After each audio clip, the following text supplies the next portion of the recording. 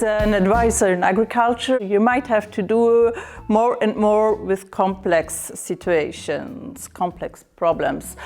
And then there's a model that could be very useful if you have it in your mind. It's the Cynefin Framework, developed by Dave Snowden. He was more in management science, but it's also quite helpful for the context of agriculture, as we are dealing more and more also with complex problems where the social context also counts.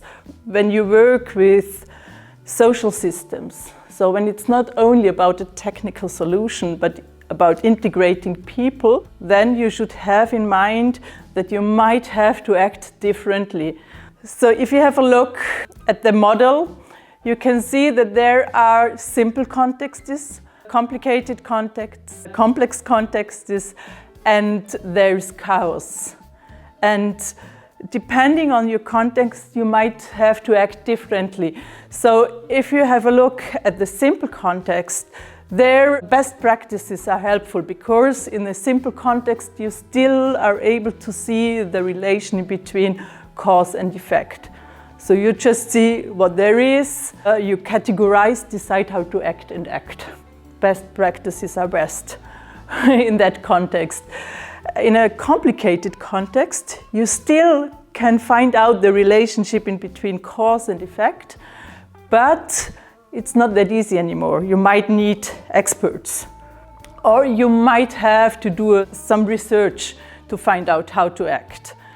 This is totally different in a complex context, because there you just don't see the relationship in between cause and effect anymore.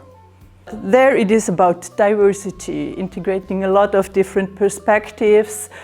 You see what there is, you try out a certain step, you see what happens, adapt and then act again. So it's about iteration there. Then the last context is chaos, that's the catastrophes. There you just have to act.